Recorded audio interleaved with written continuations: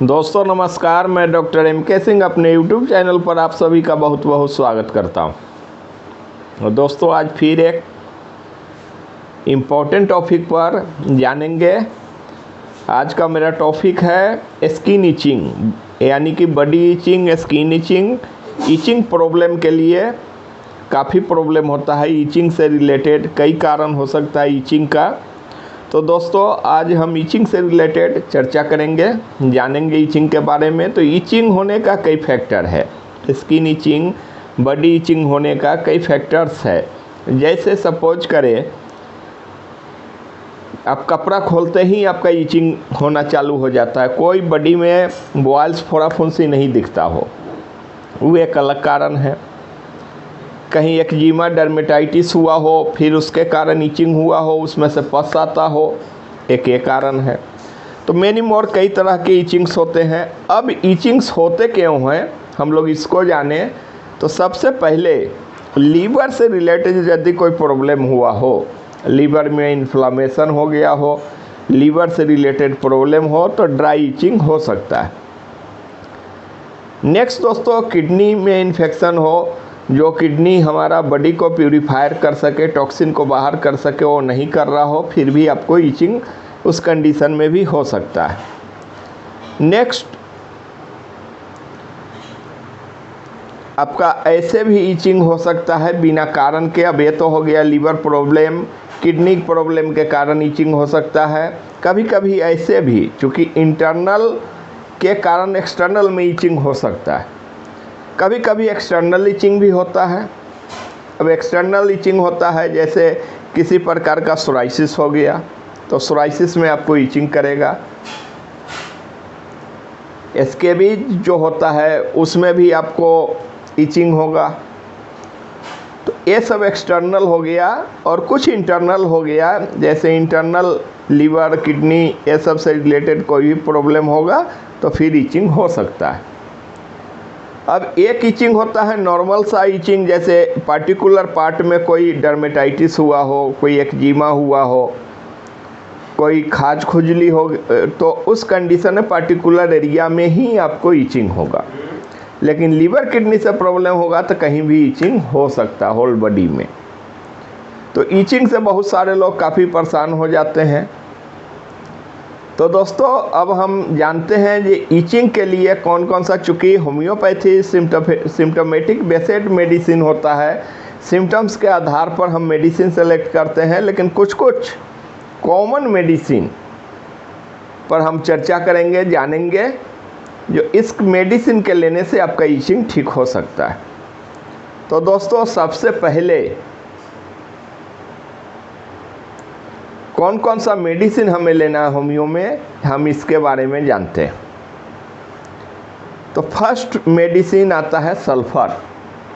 Sulphur क्या है दोस्तों? किंग ऑफ एंटीसोरिक मेडिसिन इसको कहा जाता है। किंग ऑफ एंटीसोरिक मेडिसिन है। अब इसमें किस कंडीशन में हम सल्फर यूज करें? तो सबसे पहले दोस्तों, जिनका ड्राई बिल्कुल गंदा हो, एक स्किन बिल्कुल गंदा हो और बॉडी पूरा, माने नहाने के बाद भी वो व्यक्ति लगे जे नहाया नहीं, पूरा भद्दा सा लगे और उनको इचिंग हो, तो उस कंडीशन में एंटीसोरिक मेडिसिन सल्फर को यूज करना चाहिए। माने उनका स्किन बिल्कुल गंदा भद्दा सा रहेगा, चेहरा भी उनका रहेगा, वो लगेगा जो स्नान किया ही नहीं है कई दिनों से, तो उस कंडीशन में हम सल्फ़र के यूज करेंगे। अब उस कंडीशन में सल्फ़र 30 या 200 पोटेंसी में हम ले सकते हैं। 200 में लेते हैं तो एक बार दिन में ले, या 30 लेते हैं तो सुबह शाम ले सकते हैं। 2 drops directly on tongue. Next दोस्तों, पीस ओरेलिया मेडिसिन आता है। इसका सिम्टम्स क्या है? जैसे ये पेशेंट जो होगा पीस ओरेलिया का, पीस ओरेनम का, तो उसमें दोस्तों चिल्ली पेशेंट होगा, उसको ठंड अधिक लगेगा और वो अपने बॉडी पार्ट को कवर करके रखना चाहेगा। वो अपने बॉडी पार्ट को पूरा कवर्ड रखेगा, उसको ठंडा लगेगा और कभी भी सर्दी के मौसम आएगा तो उसको स्किन में प्रॉब्लम बढ़ जाएगा। तो इस कंडीशन में पीसोराइनम लेना चाहिए 2 ड्रॉप्स 2 या 3 टाइम 30 पोटेंसी में। नेक्स्ट दोस्तों, काफ़ी अच्छा मेडिसिन है ग्रेफाइटिस जैसे एक्जिमा हो या कोई भी कंडीशन आपके बॉडी में हुआ हो तो उस कंडीशन में ग्रेफाइटिस आप ले। ग्रेफाइटिस भी 30 CH में आप ले, उससे क्या होगा, ईचिंग भी समाप्त हो जाएगा और फोड़ा फुंसी बॉयल्स एक्जिमा भी ठीक हो जाएगा। तो कुछ दिन ही लेना है, बहुत लंबा इसको भी रिपीट नहीं करना है। 30 में कुछ दिन लेकर के फिर आप इंतज़ार कर सकते हैं। तो ये भी 2 ड्रॉप्स 2 टाइम्स लेके इसको फिर इंतज़ार करें।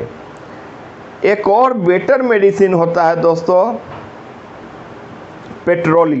पेट्रोलियम में क्या होता है, जो आपका स्किन जो है वो ड्राई सा रहेगा और नाखून से लेकर के सभी जगह ईचिंग होगा और ड्राइनेस रहेगा उस कंडीशन में, तो काफ़ी बेटर रिजल्ट देगा पेट्रोलियम। दोस्तों पेट्रोलियम भी 30 पोटेंसी में 2 drop directly on tongue 2 time 3 times आप ले सकते हैं। नेक्स्ट दोस्तों, इसके लिए एक और मेडिसिन बेटर है, जो मेडिसिन है आर्सेनिक एल्बम 30। आप आर्सेनिक एल्बम 30 उसमें भी बर्निंग रहेगा। जैसे आपका हम पहला मेडिसिन सल्फ़र बताए हैं, सल्फ़र में भी बर्निंग ज़्यादा रहेगा। आपका पैर से लेकर के पैर के तलवा में काफ़ी गर्मी रहेगा। तो अब सल्फ़र कई भी एक सिम्टम्स है, पूरा गर्मी सा रहेगा और ईचिंग करने के बाद भी बर्निंग होगा उसमें, तो सल्फ़र हम लेना है। पेट्रोलियम बता ही चुके हैं। अब आइए आर्सेनिक में भी गर्मी रहेगा, तो उस कंडीशन में आर्सेनिक मेडिसिन आप लेंगे 2 ड्रॉप्स 2 टाइम्स डायरेक्टली ऑन टंग। इसके बाद दोस्तों मेडिसिन तो बहुत सारा आता है, जैसे इस एरिया में और इस सब एरिया में यदि कुछ हुआ हो और ईचिंग हो तो उस कंडीशन में आप मेजोरियम आप लेंगे 30 पोटेंसी में 2 टाइम्स ए डे 2 ड्रॉप्स, आपका ईचिंग का समस्या बिल्कुल ठीक हो जाएगा। दोस्तों अब कुछ एक्सटर्नल यूज करने के लिए हम मेडिसिन बता रहे हैं, जैसे आप एजर एरेक्टा क्यू आप लेकर के और उसको एक्सटर्नल लगाएंगे तो काफ़ी अच्छा रिजल्ट मिलेगा। दोस्तों इसी के साथ दोस्तों आज ईचिंग से रिलेटेड हम चर्चा किए, समझे। यदि आपको हमारा ये वीडियो अच्छा लगा हो तो प्लीज़ दोस्तों आपसे आग्रहपूर्वक विनती है कि आप हमारे इस YouTube चैनल को लाइक शेयर सब्सक्राइब करें एवं ज़्यादा से ज़्यादा लोगों को शेयर करें। इसी के साथ दोस्तों फिर मिलते हैं नेक्स्ट वीडियो में। जय हिंद, जय भारत।